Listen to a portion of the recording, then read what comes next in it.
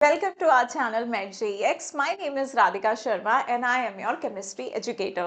So students, इस video में मैं आप लोगों के साथ बात करने वाली हूँ ऐसी 5 कॉमन मिस्टेक्स जो मुझे लगता है कि बहुत सारे बच्चे करते हैं अपनी एग्जामिनेशन की प्रेपरेशन के टाइम। तो ये जो 5 मिस्टेक्स है बेटा, जो भी मेरी ये वीडियो देख रहा है, जो भी बच्चे मुझे देखते हैं, आई वांट कि वो बच्चे एटलीस्ट ये गलतियां ना करें। और अगर आप फर्स्ट टाइम इस चैनल पे आए हो बेटा, अगर आप कोई भी एग्जाम प्रिपेयर कर रहे हो तो इसमें से कुछ बातें ऐसी है जो आप भी ध्यान रख सकते हो।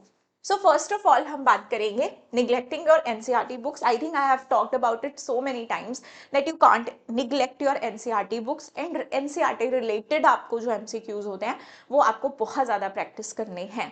एनसीईआरटी के अलावा आपको कोई रिसोर्स करने की जरूरत नहीं है। Book at least questions you have to practise multiple. अब इसका ये मतलब नहीं है कि सिर्फ एनसीईआरटी की बैक एक्सरसाइज की आपको एमसीक्यूज करने हैं, लेकिन ध्यान रहे जो आपको टॉपिक्स एनसीईआरटी में दिए हैं उसी से related. So first thing is this. Second is focusing only on weak areas. देखो, मैंने ये नहीं बोला है कि don't focus on your weak areas, you have to focus on your weak areas, but ये नहीं है कि सिर्फ उन्हीं को पकड़ के बैठ गए हैं। एंड स्ट्रॉन्ग एरियाज जो आपके हैं उनको भी आप वीक बना दोगे, फिर उनको आप पढ़ोगे नहीं, उनको टाइम नहीं दोगे, वो भी आपके वीक में कन्वर्ट हो जाएंगे। तो आपको स्ट्रॉन्ग एरियाज को निग्लेक्ट नहीं करना है, अपने उनको कांस्टेंट रिवीजन देना है। और वीक एरियाज को भी आपको अपना टाइम निकाल के उनको भी टाइम देना है, बट पूरा दिन उन पे लगे हो, so that's not gonna help.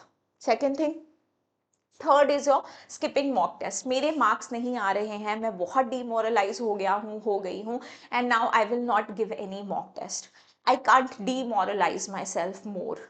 अगर आपका ये एटीट्यूड है बेटा, सो ये आपको बहुत ज्यादा घाटे में लेकर जाने वाला है, क्योंकि मॉक टेस्ट से ही आपको अपनी परफॉर्मेंस पता चलेगी। हो गए तुम डीमोरलाइज, ठीक है, वेरी गुड, इसीलिए आपने मॉक टेस्ट दिया।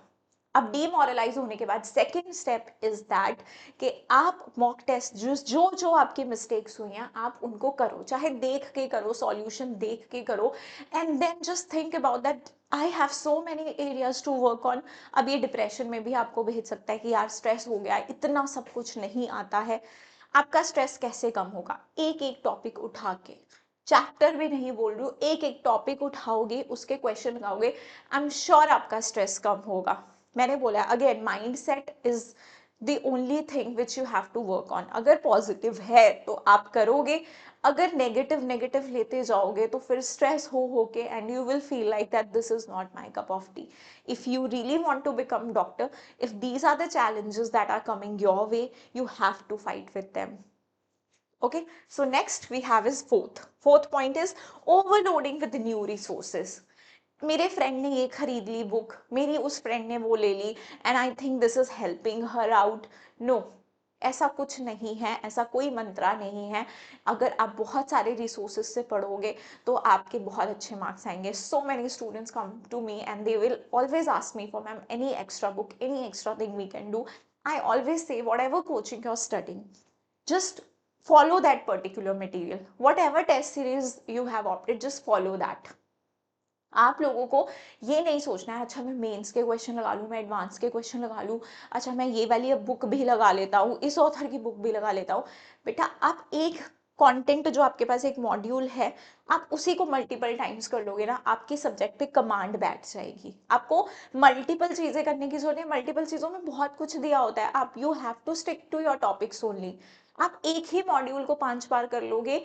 Main thing is that NEET में जो चीज इंपॉर्टेंट होती है दैट इज रिटेन करना।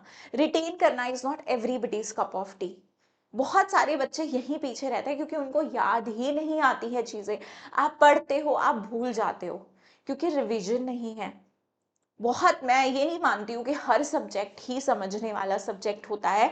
आई नो हमारा एजुकेशन सिस्टम ऐसा है कि हमें चीजें रटनी भी पड़ती हैं। इट्स नॉट दैट कि everything we can understand, there are some things which, अगर बोटेनिकल नेम्स है यू हैव टू रिमेम्बर। अगर आप भूल जाओगे तो फिर ठीक है, अब इसमें कोई ऐसा तो कुछ कॉन्सेप्ट था नहीं कि आपको कहीं से याद तो रखना पड़ेगा ना वो चीजें।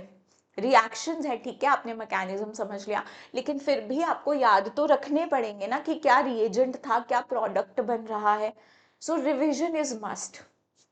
Next you have is neglecting health and sleep. Now this is the problem I think with so many students. बहुत बच्चे बहुत प्राउड से कई बार बताते हैं मैम मैं तो सिर्फ इतने घंटे सोता हूँ और मैं इतनी जल्दी उठ के पढ़ने बैठ जाती हूँ। आई think this is very weird.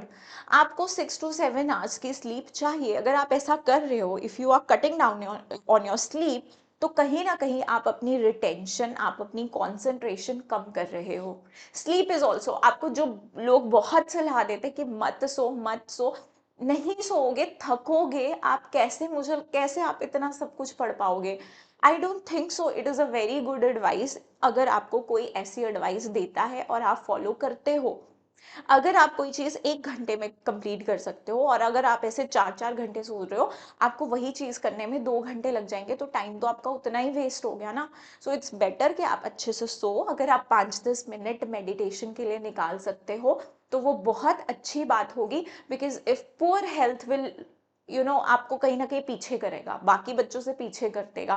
Because then you have to visit doctor and blah blah, and उसमें भी बहुत टाइम आप वेस्ट करोगे अपना और काफ़ी स्टूडेंट से पीछे चले जाओगे। So take care of your health बेटा। ये मेरी तरफ से कुछ एडवाइस थी और ये ऐसी मिस्टेक्स हैं जो आप बच्चों को नहीं करनी है। बाकी ऑल द बेस्ट। और जो भी हम आप लोग के लिए कंटेंट बनाते हैं, डू वॉच दैट।